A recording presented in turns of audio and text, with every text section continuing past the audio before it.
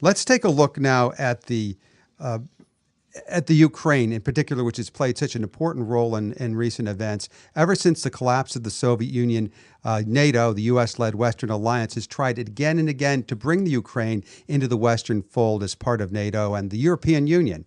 Marchand, tell us, what is the strategic importance of Ukraine? Well, Ukraine is not only important because it provides Europe with all of its oil and natural gas, but it's also strategically important because it provides Russia with its port on the Black Sea, the port of Sevastopol in the Crimea.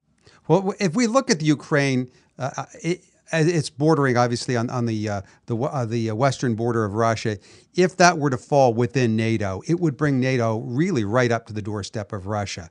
I mean, pretty much every Warsaw Pact country is now part of NATO, but Ukraine is a really key holdout, and of course, because of its historic ties to Russia, if it were to become part of the alliance, it would bring the danger of NATO right practically inside Russia.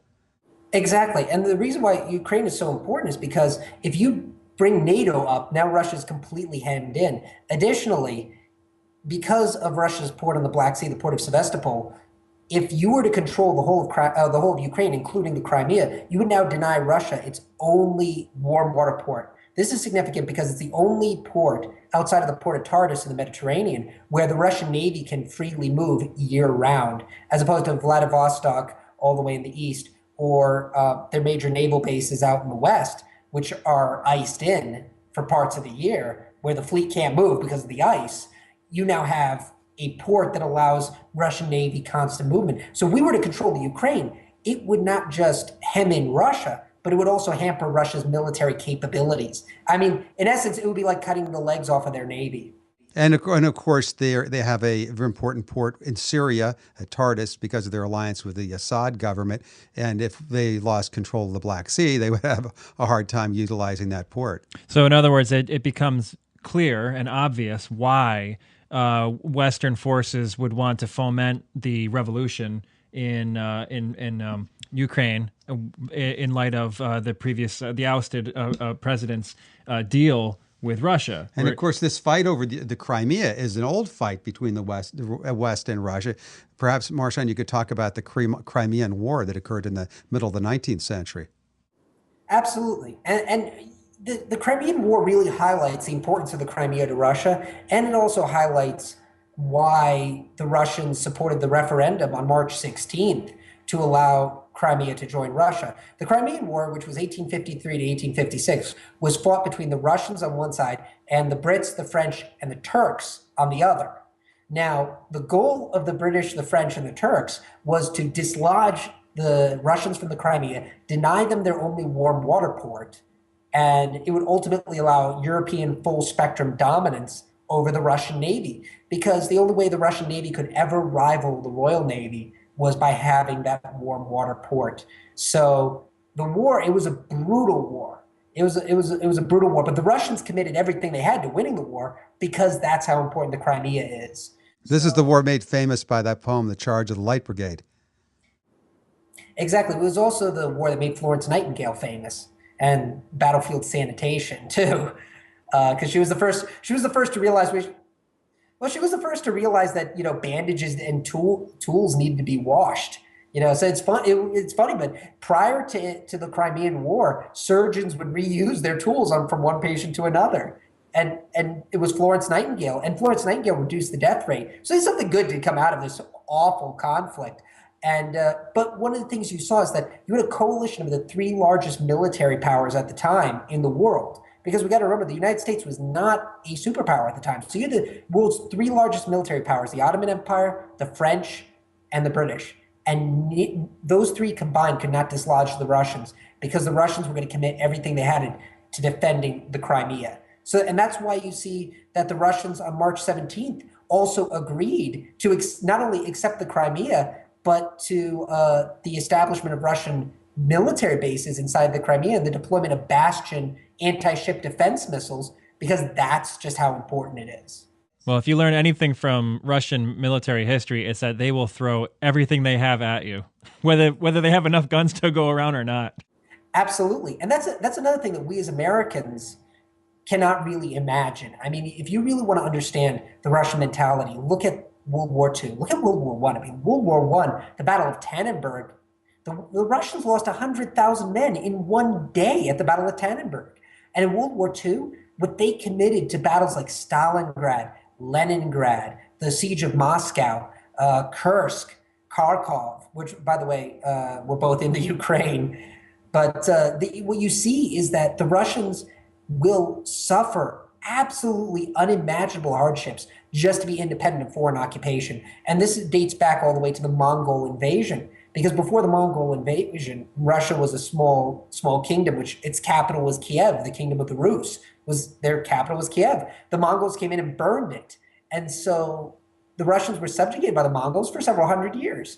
And that left a psychological scar. Russians will suffer unimaginable hardships in order to be independent. And you're seeing that now with the Ukraine. If the Ukraine falls into the Western sphere, Russia is truly occupied. Not physically, per se, that there's a NATO army inside Russia, but they're hemmed in on every front. It's the same as a virtual occupation. Ukraine was a very important prize in another great conflict between East and West in World War II. What role did the Ukraine play in that conflict? The Ukraine was a pivotal battlefield. Like I said, the Battle of Kharkov was one of the epic battles of World War II. The Germans and the Russians slogged it out. That was one of those points in the war where Kharkov, Kursk, the battle could have gone either way. And, had the Germans won, they might have been able to turn the tide. But it played an important role because that was really where the Russian pushback against the Germans began. Because Stalingrad is always seen as the turning point, but really the push against the Germans really began in Ukraine and in Belarus. Did the Ukrainian people in World War II back the Russians, or was Ukrainian nationalism a factor? Ukrainian nationalism was a factor. I mean, you did have SS units that were Ukrainian. You had foreign units of the German Wehrmacht that were Ukrainian. So there were Ukrainian elements that backed the Nazis. But the biggest reason why was not out of ethnic nationalism, but rather out of an unbelievable hatred of Stalin. You had Cossacks. You had a Russian Free Army. They were called the Russian Liberation Army, and under General Vlasov, and they had a couple 100,000 men. And they were all Russians, but they hated Stalin that much. Are these the ancestors of the Svoboda party, you might say?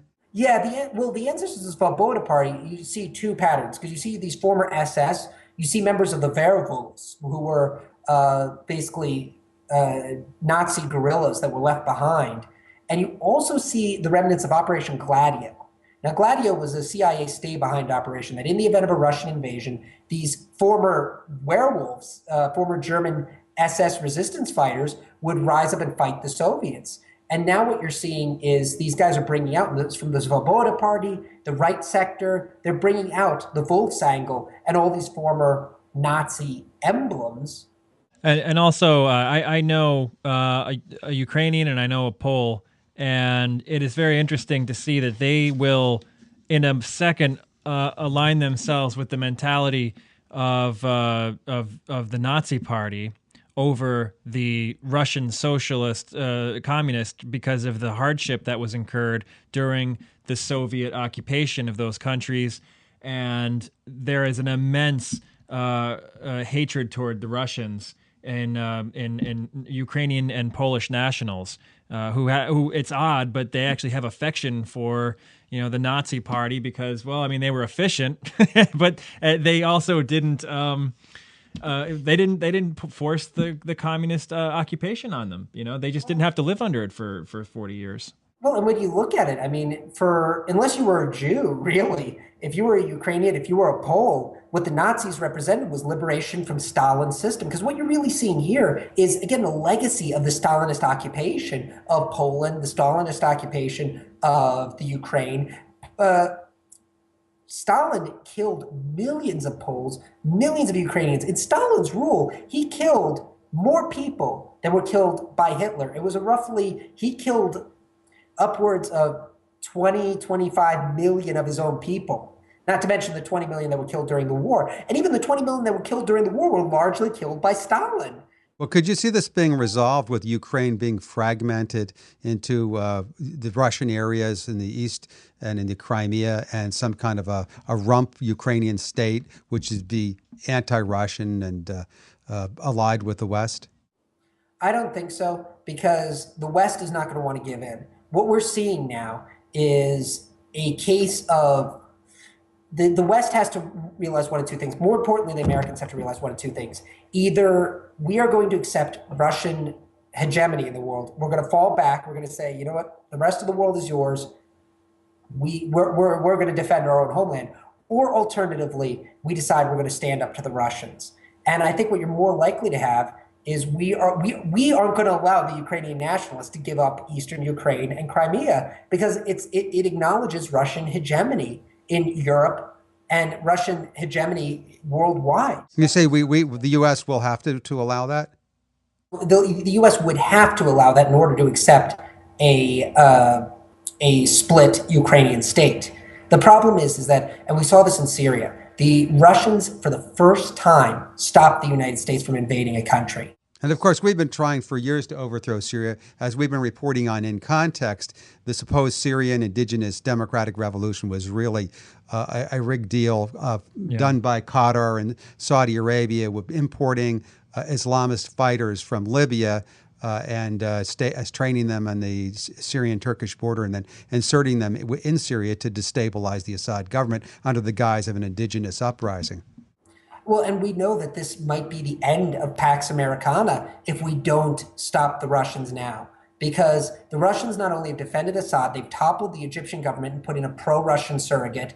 In addition, there's no guarantee that they're going to stop in eastern Ukraine. They might go into western Ukraine. They might go into the Baltic states. They might topple governments in Poland. They might bring left-wing governments in Greece, Italy, Spain, Ireland, even countries that have strong left-wing leanings to begin with. And because of a bad economy, might listen to Russian advisors. So this is, for the United States, more than any other country, this is the make it or break it moment for U.S. hegemony.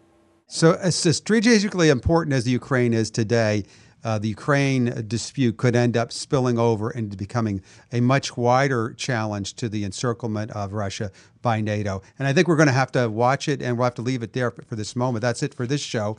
On behalf of In Context Military Affairs commentator Marchand MacDermotRoe, producer Gus Cantavero, this is your host Ken MacDermotRoe. Thanks for listening. We'll see you next time. See you next time.